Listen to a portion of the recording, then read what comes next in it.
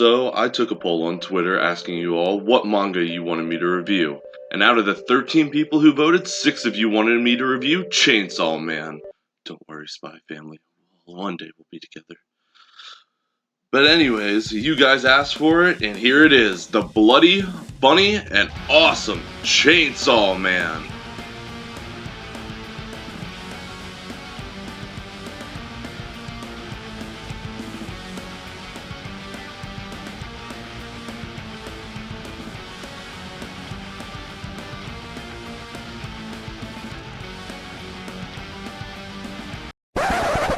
Real quick disclaimer though, if you haven't read, or if at this point it's after the anime is dropped, watch Chainsaw Man. This review contains heavy spoilers for the first 2 arcs. If you don't want it to be spoiled for you, click off this video now, go read and or watch Chainsaw Man, then come back and tell me what you thought about it in the comments down below. Anyways, you have been warned, so without further ado, let's move on to the review. Chapters 1 through 4, the intro arc. First off, the manga opens up, and before we even get the main character's name, we get a list of what body parts and organs he is missing, as well as how much he's able to sell each part of himself for, and it all finishes off on the same page, with how much he still owes, establishing all in one page that the main character is in way over his head, and is also being asked way more than is humanly possible for him. Well, it turns out this boy's name is Denji, and the first chapter spends most of its time going over exactly how terrible Denji's life is. Like the fact that having enough money left over at the end of the day to afford a single slice of bread is considered a miracle. And then in a flashback, we start to find out who exactly is exploiting the poor boy.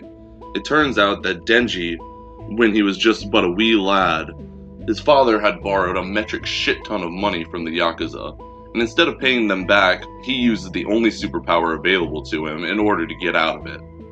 Suicide. Leaving no one else to pay back the debt, it all falls onto the shoulders of Denji, being told, and I quote, "Begging, whoring, I don't care how, but you've got till tomorrow to get me 7,000 grand. And if you can't do that, then we'll just cut you up and sell the pieces." But he's in luck, because on this very same day that he's told all this, he comes across this strange dog, chainsaw, demon thing? Yeah, nailed it. Anyways, the chainsaw dog is wounded, not wanting to see something else die in front of him today, and also seeing an opportunity to maybe get ahead. Denji gives this chainsaw dog some of his blood in order to heal it, stating that this isn't charity, this is a contract, that they have to help each other out in order to survive. And it's from this day forward that our main character Denji is hired by the Yakuza as a devil hunter. And then, back in the present day, out of nowhere, the head Yakuza shows up to Denji's house in the middle of the night, asking him to come on for another job. And when he gets to the location, they do this to him. So yeah, they just stabbed Denji and his chainsaw dog right through the back. And so it turns out, the Yakuza, wanting the power of a devil, made a contract with one. The deal was that they get the devil's power, and in exchange, they bring devil hunters to it to be slaughtered. It's a nice contract and all, except for the devil's power is to turn things into zombies, so it effectively turns all of the Yakuza into its slaves. And then, the devil's first royal decree to its new servants is to cut Denji up and throw him in the trash. So they do that. And there you go. Series is over. Good night, everybody! No, just kidding. Turns out, Denji told his little friend, Pochita, by the way, that's the demon dog's name, that if he ever were to die devil hunting, that Pochita can have his body. But instead of doing this, Pochita signs another contract with Denji, this time stating that he liked hearing Denji's dreams, and in exchange for becoming Denji's heart, Denji has to show him more of his dreams. So our boy Denji wakes up, down a man's best friend, surrounded by zombies, and also has a strange cord sticking out of his chest. So what's the best course of action? Well, pull the fucking cord. And pull the fucking cord he does. And a flurry of blood and limbs, Denji turns into Chainsaw Man. Title drop. After Denji's done cleaning up shop, this strange woman arrives with two other men in suits. She says that she's there to kill the zombie devil, and immediately notices that there's something special about Denji, even though he looks like this at the moment. She hugs him, he turns back to normal, and then she gives him an ultimatum. Either die here as a devil, or come with her and be her pet. Her words, not mine. And if he comes with her, she will feed him very well. Hearing this, Denji is more than down, saying it sounds like heaven to him. So we find out that her name is Makima, and she works for the Public Safety Bureau, which seems to be an organization that is government funded to keep devils in control, and also possibly weaponizing them. I'm not really a hundo on this one though. So Denji ends up falling for Makima hard, and she seems to like Denji too, but again, I'm not 100% sure on this either, because it seems like it's mostly for show, but I'll get into that more later on. Moving on, we're now introduced to Hayakawa, and he really does not like Denji. Telling Denji, while he's beating him, that he needs to quit, and people who do not have conviction in this business are not long for this world. And he sees absolutely no conviction in Denji. Now this is where I absolutely fell in love with Denji's character. Yes, this genuinely got a louder than it should have laugh out of me. And yes, I know I'm immature, but I don't care. This was the last thing I expected, and he further pushes the point home when he proclaims immediately after, "I ate my first udon today, my first corn dog too." It's like a fucking dream come true. And we know just how pathetic Denji's life was before today, so it feels good to see him get this win. And we know, as well as he does, that it doesn't matter what conviction he has, that literally anything will be better than where he was before this story started. So after Denji's done giving Hayakawa's crotch the hardest pounding of his life, he carries him back to Makima at Public Safety HQ, where Denji proclaims that Hayakawa was attacked by a testicle devil. And yes, this got me too. So what? I know I'm a child. At least I know what I'm about. So this is where Makima tells Denji and Hayakawa that they will now be bunkmates, ensuring conflict will ensue eventually. Because I forgot to mention this earlier, but Hayakawa is also lusting after Makima as well. So a little after Denji moves into Hayakawa's apartment, they are sent on a mission together to take care of something called a Devil Man, which is a human body that has been possessed by a devil. The two boys corner in a room where Hayakawa tells Denji to kill it using his chainsaw powers. But instead of listening, Denji just lobs its head off with a hatchet. Infuriated by the fact that Denji didn't listen to his command, Hayakawa asked Denji why he didn't listen. Denji replies saying that he didn't want to take out the devil painfully because he possibly is something similar to it. And this is where we get Hayakawa's philosophy when it comes to devils. He absolutely despises them, his whole family having been killed by a devil right in front of his eyes. He thinks of them nothing but monsters that have no empathy and should be shown no empathy.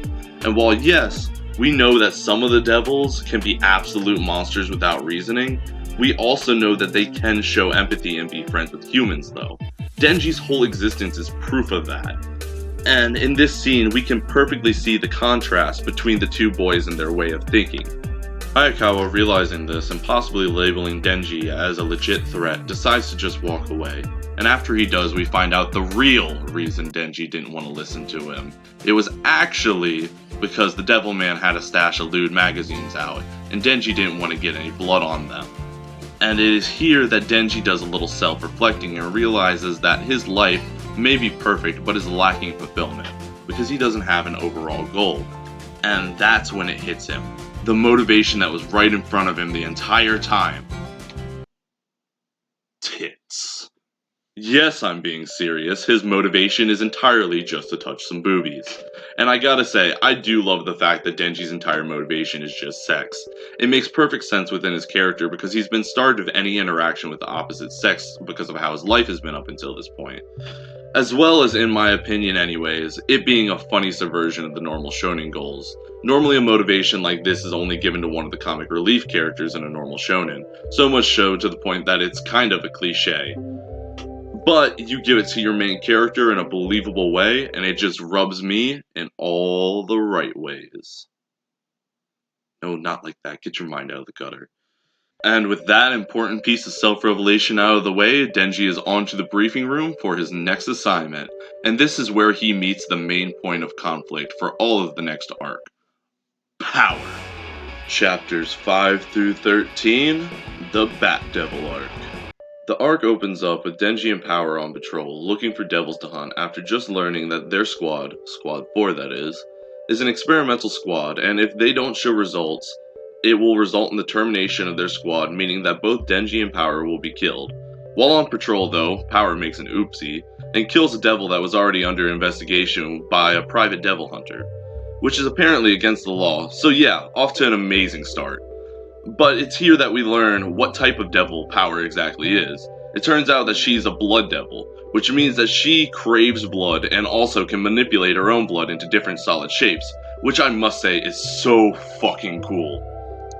It is also here that we get a look into Power's personality, and before I get further into it, I took another poll on Twitter asking you all what your favorite characters were from these first arcs, and out of the 4 votes cast, Power got 3 of them, so you all definitely like her character in this arc, and I can definitely see why, but she is the biggest bitch in the world in these opening chapters. We find out that she is impulsive, she is a liar, and she also hates humans with a burning passion. But we also find out that she has some form of empathy, which seems to be somewhat of a running theme with the more sentient devils. But Power doesn't show that empathy towards humans like Pochita did. No, she shows it towards this cat that she takes in as a pet, which we find out in another hilarious scene where she's telling Denji all about how she likes cats and she lost hers to another devil that took it captive. And Denji, who at the time is still pissed that she lied about him being responsible for the whole mishap with the private devil hunter earlier, doesn't want to give her the time of day until he hears the holy words. She will let him touch her breasts if he helps her get her cat back. And hearing this, Denji is instantly motivated, telling her how dare that damn dirty devil ever take her cat. This whole scene made me laugh even harder than the testicle devil antics earlier in the story. So after Denji is fully motivated, Power and Denji make their way to save Power's cat. We then cut to Makima, who is in an interview with what seems like some bigwigs that run the Public Safety Bureau, and it's here that we find out that there are rumors that Russia is possibly using devils for military applications, and it seems like they want to follow suit, and that is why Squad 4 even exists. We then cut to Makima's car ride home, where she talks to Hayakawa about why she finds Denji interesting in the first place, and it's here that we find out that devils are born bearing a name, and the more feared that name is, the more powerful the devil will be. And from what we've seen of Denji so far, I think we can definitely say that chainsaws are something to be feared. So after that insightful conversation, we cut back to Denji and Power, who have finally arrived at a house in the middle of nowhere, and this place is where Power's cat is being held hostage. Heading up to the house, taking the lead, Power continues that they have to hurry inside, and it is here that Denji picks up on a contradiction in her story, realizing the same thing that we were told earlier, that Power is a liar and she is not friends to humans. So she smacks Denji over the head, knocking him out cold, and drags him inside, where we are introduced to the titular villain of the arc, the Bat Devil. And it's here that we find out that the Bat Devil and Power had a deal, that if Power got the bat a human to drink, that he would release her cat, but unfortunately for Power, Denji isn't any normal human, and the bat says that Denji's blood tastes like shit. But it's still good enough for the bat to become fully healed, and now that he's fully healed, he is off on a quest to find someone to drink to cleanse the awful taste of Denji's blood out of his mouth. This is also where we find out that, surprise surprise, the Bat Devil is a liar too, and it eats Power's cat, cage and all. Seeing this, Power reminisces on all the times that she had spent with the cat, stating at first she was just taking care of it to fatten it up before she eats it, but even after the cat is fat, Power still can't kill it, saying that the feeling was strange and it was like no other she had felt before. And to push the point further home, that she really cares about this cat, as we cut back to the present, we see her say that she can't put it into words, but she understood how Denji felt when he said that he felt sad that he could no longer pet Pochita. And after she says this, she's picked up by the Bat Devil and eaten whole, And this is where I say I understand why you guys like Power's character. She's very endearing, especially after we get this backstory, redeeming her for her previous bitchiness in the chapters before. So after the Bat is done eating his power bar,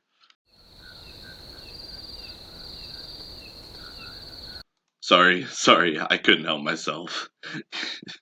He takes off towards the city, and guess who tagged along? Yep, that's right. Denji caught a ride on the flying rodent's leg. He takes a bite out of the devil's leg, drinking some of its blood, and then like a Beyblade, he lets it rip. And so, the battle begins. Falling from the sky, Denji starts to take chunks out of the devil as they fall through the ceiling of an office building. And I just gotta say so far, the action in this series is fucking amazing. Everything feels fluid and in motion, almost like I'm watching it instead of reading it, taking its time with large panels so that you can get a firm grasp on what's going on and where Denji and the Bat Devil are as the fight moves from the sky to an office building to eventually even the street, where we see Denji has a really weird morale system. Like, when him and the Bat Devil crash through the ceiling, he warns an onlooker that it's dangerous and she should leave so she doesn't get hurt. And then after, when the battle is taken to the street, the Bat Devil tries to use a man in a car as a hostage by throwing the car at Denji, and Denji not only catches the car, but the crazy son of a bitch throws it back at the devil with the man inside, not giving a single fuck about his life. And in response to this, the Bat Devil uses Supersonic, and Denji is not happy about it, giving his Ripper another tug, and he snaps back like no one ever thought he could, literally, and eviscerates the Bat Devil, saving both Power and her cat in the process. As they both lay there in the Bat Devil's guts, Power asks Denji why he saved her, and in response, he just does a grabbing motion in the air. And yes, again, this got me too. Such a child. So Power apologizes, and the day is saved. Or so I thought. So yeah, turns out the Bat Devil had a girlfriend, and it's this creepy worm monster looking thing that just makes me all kinds of uncomfortable. And well, it turns out she's not very happy that Denji killed the Bat Devil. So of course, a brawl ensues. There's only one problem though. When Denji goes to let it rip again, the chainsaws barely come out of his hands and arms. He comes to the conclusion that it's because he ran out of blood, so he rushes into battle anyways. The two trade blows for a while, stating what their dreams are. The worm monster and the Bat Devil wanted to eat all the humans together, and Denji, having the all-powerful dream of touching boobies, decides that their battle is not one of survival any longer, but is one to see whose dream is better. And then Denji loses. Yeah, turns out dude didn't stand a chance. Do you see this thing? He would definitely have to be full chainsaw in order to handle this. But right before Denji is about to be gobbled up, Hayakawa steps in and takes the creepy bastard out. Denji, devastated and almost dead, is carried home by Hayakawa, putting an end to the fight. So then, after Denji wakes up, him and Hayakawa have a little heart-to-heart, where Hayakawa is understandably pissed considering both Denji and Power went against the rules and almost got a lot of people hurt, and would normally be grounds for termination, but since Hayakawa is such a nice guy, he tells Denji that if he follows all of his orders, that he'll let it go since no one got hurt. Denji agrees and Hayakawa is off, but not before confronting Power in the hallway of the hospital, telling her that he has no intentions of being her friend. So of course, she just has to move in with Hayakawa, which is found out to be a direct command from Mikima, saying that she trusts Hayakawa more than anyone else to watch her. And this is why I don't believe that Mikima actually likes Denji, because she seems to do this kind of emotional manipulating with all of her male underlings who she knows has feelings for her. It just leaves a bad taste in my mouth, and I don't know, I just don't trust her at this point in the story. So now that our happy three companions are living together, of course hijinks is going to ensue, mostly from how terrible of a housemate Power is. And after one of Power's enormous dumps, Denji is plunged in the toilet where Power corners him and gives him his reward for helping her get her cat back. She gives him 3 squeezes, and finally after all this time, Denji has finally gotten his goal, his dream, his passion. But he feels nothing. Hollow, empty, like the goal wasn't all that special in the first place. So the next day when he's filling out paperwork for Mikima, he vents his frustrations, and she responds by teaching him that doing those kinds of things with random people doesn't mean anything, that if you want it to be special, that it has to be from someone you know, trust, and truly want to be with. And this is where she lets Denji touch her breasts. and it gets an entirely different reaction out of him. Being stunned by just what happened and how it felt, he is left speechless. And this is where Mikima teases Denji with a kiss, only to pull back and tell Denji she has a favor to ask of him. Do you guys not see the manipulation here?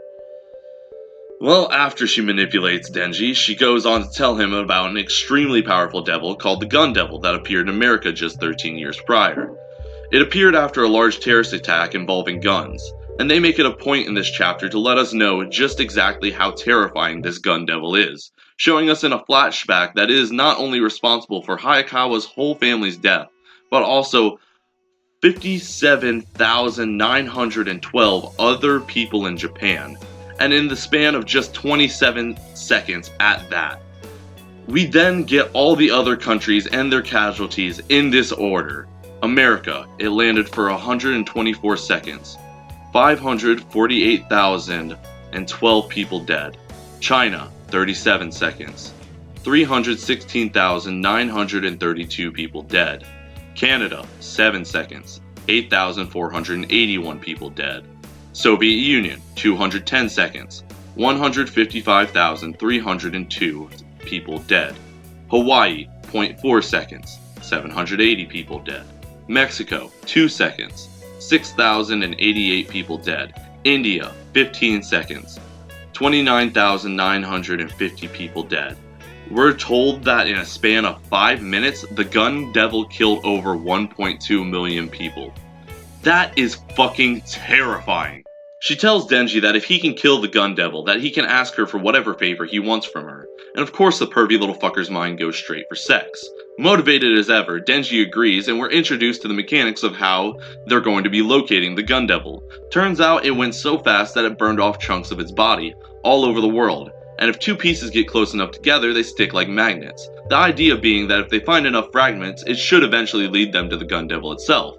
The only problem being that devils have a knack for finding these pieces and gobbling them up, or someone is feeding it to them, we're not really sure at this point in the story. And when a devil eats a piece of the Gun Devil, it gets extremely strong, making it a pain to get the piece that they need. And it just so turns out that one of the Gun Devil pieces is starting to move towards a close location, and seeing this, Squad 4 is sent out on the job, setting us up for the next arc nicely. So now, on to my conclusion.